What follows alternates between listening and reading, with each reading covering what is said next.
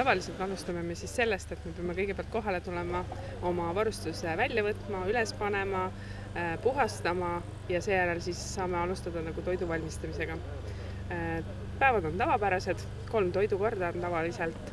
Me peame arvestama siis sellega, et vajadusel me siis oma toidu oleme suutelised jagama koha peal ja saatma ka siis termostes välitingimustest nagu välja.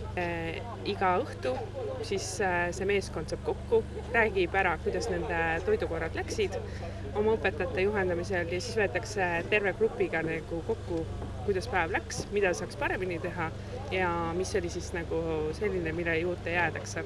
Välikoka kursus, naiskodukaitse läbiviidav kursus, koosneb siis 2 teooriaõppenädalast, alates järgmisest aastast siis 1 e-õppes olevast õppenädalast ja teisest siis kohapealsest kompleksharjutusest, millele järgneb siis vähemalt 5-päevane praktika siis mõnel suurüritusel.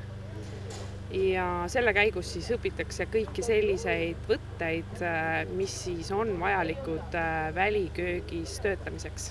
Et alates hügieenist, mis on üks olulisemaid välikoka kursusel, kuni siis selle lõpp-produktini, et me väljastame toitu. Oleneb aastast ja oleneb kursusest.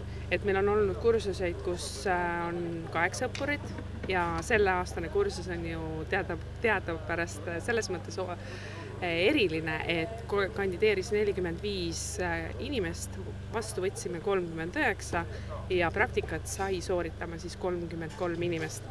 Toidud on väga maitsvad ja väga hästi välja tulnud ja selles mõttes, et ka hügieenilisuse poole pealt on jälgitud kõigi reegleid ja selliseid kõhutõbesid ei ole meil esinenud, siis et võib öelda julgelt, et see on 5-line toit juba.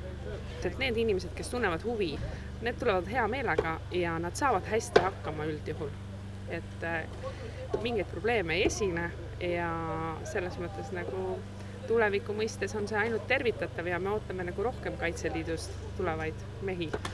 No suur kogemus on väljas töötamisega, et paljudel meil on juba nagu välikokandusega kogemusi, aga ikkagi nagu ise olla vastutav, et kõik saavad olla vähemalt korra nagu ise peakoka ametis, siis et see on suur kogemus. Tavaliselt ollakse ikka, et meil on juba kindlad peakokad ja siis lihtsalt teed seda, mis sulle kästakse, aga siin antakse võimalus ise vastutada.